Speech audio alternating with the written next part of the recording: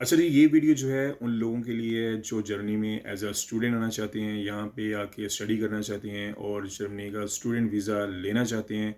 अगर आपको सारी इन्फॉर्मेशन चाहिए तो इस वीडियो को एंड तक देखिएगा ताकि ये वीडियो आपके काम आ सके और आप तक जो है, जो वाइटल जो इन्फॉर्मेशन है वो आप तक पहुँच सके। तो इस वीडियो को एंड तक देखिएगा। अगर आप आना चाहते हैं जर्मनी में एज़ अ स्टूडेंट, तो सबसे पहले आपने दात जो वेबसाइट है D-AAD.com, उस पे आपने जाना है। जाके आपने जिस भी यूनिवर्सिटी में अप्लाई करना है, सारी यूनिवर्सिटीज़ जो हैं वो वहाँ पे पड़ी हुई हैं, उनकी डिटेल्स वगैरह, उनका कॉन्टैक्ट वगैरह जो भी है, वो आपने वहाँ पे जाना है, जाके आपने अप्लाई करना है। और लेकिन इसमें आपने ये देखना है कि आप पब्लिक यूनिवर्सिटी में अप्लाई करना चाह रहे हैं या प्राइवेट यूनिवर्सिटी में अप्लाई करना चाह रहे हैं। अगर आप प्राइवेट यूनिवर्सिटी में अप्लाई करना चाह रहे हैं, तो फिर तो कई ऐसी यूनिवर्सिटीज़ हैं जो डायरेक्ट जिनके साथ आप कॉन्टैक्ट करके और डायरेक्ट आप अप्लाई कर सकते हैं। लेकिन जो मोस्टली जो पब्लिक यूनिवर्सिटीज़ हैं यहाँ पे जर्मनी में, या ओवरऑल अगर देखा जाए 60 to 70% जो यूनिवर्सिटीज़ हैं, वो अपनी एप्लीकेशंस जो हैं उनको लेती हैं वो यूनिवर्सिटीज़ के ज़रिए। यूनिवर्सिटीज़ एक ऐसा अदारा है जो कि यूनिवर्सिटीज़ के बिहाफ के ऊपर आपसे एप्लीकेशन लेता है, स्टूडेंट से एप्लीकेशन लेता है और उसके बाद उस पूरी एप्लीकेशन को असेस करता है, उसको देखता है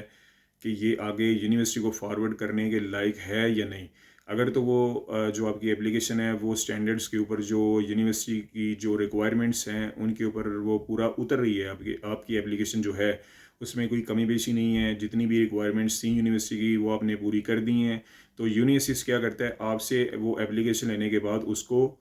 असेस करने के बाद, उसको सारा उसकी सारी जांच पड़ताल करने के बाद वो आगे फॉरवर्ड कर देती है यूनिवर्सिटीज़ किसको, यूनिवर्सिटी को, ठीक है। उसके बाद फिर यूनिवर्सिटी देखती है उस एप्लीकेशन को और आपको जवाब आ जाता है कि आपका जो एडमिशन है वो हो गया है या नहीं। आपको ज़ाहिर बात है कि जो एडमिशन लेटर है वो आपको आ जाता है। अच्छा जी, उसके बाद जो बेसिक जो इन्फॉर्मेशन है जो मेरे ख्याल से बहुत ज़्यादा इम्पोर्टेंट भी है कि अप्लाई करने से पहले आपने ये देखना है कि आप पब्लिक यूनिवर्सिटी में अगर जा रहे हैं तो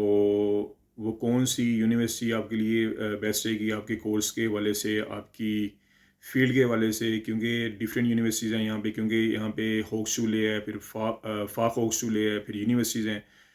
तो डिफरेंट सब की जो है वो रिक्वायरमेंट है, डिफरेंट सब का इम्पेक्ट है यहाँ पे लोकल मार्केट में, ठीक है। तो ये भी आपके लिए वाइटल होगा कि आप देख लें कि आप किस चीज़ में, आपकी फ़ील्ड क्या है और आपके लिए यूनिवर्सिटी सही रहेगी या फाक हॉक्सले सही रहेगा या हॉक्सले, जिसमें भी आपने अप्लाई करना है। तो आप इस चीज़ को भी अपने माइंड में रखिएगा। उसके बाद ये है कि यहाँ पे जर्मनी में आप एज अ स्टूडेंट आ सकते हैं एफएससी के बाद, और ग्रेजुएशन के बाद, ग्रेजुएशन अगर आपने बीए, बीएससी और बीकॉम वगैरह किया हुआ है, तो यहाँ पे आपको यहाँ पे आके आपको दोबारा से बैचलर्स करना पड़ेगा, क्योंकि यहाँ पे जो बैचलर्स है वो मिनिमम 3 साल का एक्सेप्ट किया जाता है। तो अगर आपने बीकॉम किया हुआ है पाकिस्तान से, 2 साल वाला, बीएससी की है 2 साल वाली, या फिर आपने सिंपल बीए किया है, तो यहाँ पे आके आपको दोबारा यूनिवर्सिटी में दोबारा से बैचलर्स करना पड़ेगा, और उसका जो ड्यूरेशन होता है वो भी 3 साल होता है। क्योंकि यहाँ पे जर्मनी में जो यूनिवर्सिटी की जो रिक्वायरमेंट है, यूनिवर्सिटी एंट्रेंस जो है उसकी रिक्वायरमेंट मिनिमम जो है वो 13 साल है। तो पाकिस्तान में क्योंकि एफएससी अगर आपने की है, लेट्स सपोज कि अगर आप एफएससी के बाद यहाँ पे जर्मनी में अप्लाई करना चाह रहे हैं, तो फिर यहाँ पे आके आपको स्टूडेंट कुलीग उसको कहते हैं, तो वो एक साल का कोर्स होता है, वो आपको लेना पड़ेगा, ठीक है। तो 1 साल कंप्लीट करने के बाद आपको वो ट्रांसफ़र करेंगे यूनिवर्सिटी में, और जो स्टूडेंट कुलीग है उसमें एडमिशन लेने के लिए आपको जर्मन आनी चाहिए, और आपकी जर्मन का जो लेवल है वो मिनिमम B1 होना चाहिए। B1 होने, आप अगर आप B1 पाकिस्तान से करेंगे तो उसके बाद ही आपका स्टूडेंट कुलीग में एडमिशन होगा, और फिर 1 साल कंप्लीट करने के बाद आप किसी भी यूनिवर्सिटी में अप्लाई कर सकेंगे जर्मनी की। और अगर आप एज अ मास्टर स्टूडेंट आना चाह रहे हैं, यहाँ पे मास्टर में एडमिशन लेना चाह रहे हैं, बैचलर्स आपने पहले से पाकिस्तान में किया हुआ है, तो फिर डायरेक्ट ज़ाहिर बात है कि आपकी जो रिक्वायरमेंट है या जो भी है, ठीक है, अगर आप उसके ऊपर पूरा उतर रहे हैं तो फिर आपका डायरेक्ट जो एडमिशन है वो आपका मास्टर्स में हो जाएगा। अच्छा जी, उसके बाद जो बात आती है कि जी आपने एक दफ़ा आपका एडमिशन लेटर आ गया, तो एडमिशन लेटर आने के बाद जब आपने एम्बेसी जाना है अपॉइंटमेंट्स लेके, तो उसके बाद आपकी जो वहाँ पे जो रिक्वायरमेंट है एम्बेसी में, आपको जो डॉक्यूमेंट्स चाहिए वो क्या आपको वो कौन से डॉक्यूमेंट्स आपको चाहिए। तो उसमें भी सबसे पहले आता है कि जो आपको एडमिशन लेटर है वो आपने साथ लेके जाना है। जब आपकी अपॉइंटमेंट हो, अपॉइंटमेंट वाले दिन आपने एडमिशन लेटर लेके जाना है। उसके अलावा जो आपने ब्लॉक अकाउंट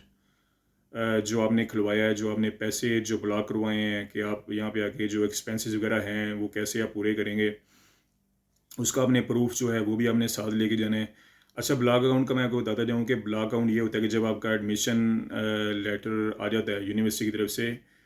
तो आपने पैसे रखवाने होते हैं बैंक में। आपने अपना अकाउंट जो है उसको ब्लॉक करवाना होता है, और एक जो फिक्स जो अमाउंट होती है वो आपने रखनी होती है बैंक में। और आपने जो जर्मन गवर्नमेंट है, ज़ाहिर बात है कि उसको जब आपने जाना है अम्बेसी में अपॉइंटमेंट वाले दिन, तो आपने उनके सामने शो करवाना होता है कि आपने इतने जो मखसूस जो पैसे हैं, जो फिक्स जो अमाउंट है वो आपने बैंक में रख दी है, और आप अपने एक्सपेंसेस जो हैं वो जाके वहाँ पे जर्मनी में स्टार्टिंग में पूरे कर सकते हैं एज अ स्टूडेंट। तो जो ब्लॉक अकाउंट है उसको खुलवाने का ये तरीकाकार होता है कि आपने फिनतिबा जो है उसके ज़रिए आप करवा सकते हैं, या डोइचे बैंक के ज़रिए करवा सकते हैं। लेकिन बेटर ये है कि आप फिनतिबा के ज़रिए अगर अपना जो अकाउंट है वो ओपन करवाएं, और वो आपको ऑनलाइन भी वो ओपन हो जाता है, और उसके बाद वो आपको ईबान नंबर एक सेंड कर देते हैं। उस ईबान नंबर के ऊपर आप अपने पैसे जो हैं उस अकाउंट में रखवा सकते हैं, अपने अकाउंट में रखवा सकते हैं फिनतिबा के ज़रिए, और इस तरह से आपका जो अकाउंट है वो ब्लॉक हो जाएगा। तो तीसरी जो बात है, जब आपने एम्बेसी अपॉइंटमेंट वाले दिन जाना है, तो आपने अपना पासपोर्ट जो है, ज़री बात है जिससे मैंने आपको पहले बताया कि वो आपने साथ लेके जाना है। पासपोर्ट के साथ आपने उसकी 2 कापियाँ करवा लेनी है। उसके उसका जो पहला पेज है उसकी कापी करवा लेनी है, उसका जो दूसरा पेज है उसकी कापी करवा लेनी है, और जो आपका जो शनाख्ती कार्ड है उसकी आपने एक कॉपी करवा लेनी है। उसके अलावा जो आपको सपोर्ट कर रहा है, जो भी आपका जो सपोर्टर ज़ाहिर बात है जो भी आपको फाइनेंस कर रहा है, तो उसकी भी, अगर आप फ़र्ज़ करेंगे आपके वालिद साहब हैं, या आपका कोई बड़ा भाई है, या आपकी वालदा हैं, जो भी आपको फाइनेंस कर रहे हैं पाकिस्तान से, जो भी आपको स्पॉन्सर कर रहा है, उनका भी आपने जो आईडी कार्ड है वो आपने साथ लेके जाना है वहाँ पे। और उसके अलावा जो आपने एप्लीकेशन, जो वीज़ा फॉर्म है वो भी आपने डाउनलोड कर लेना है जर्मन एम्बेसी के पोर्टल से। ऑनलाइन जो पोर्टल होगा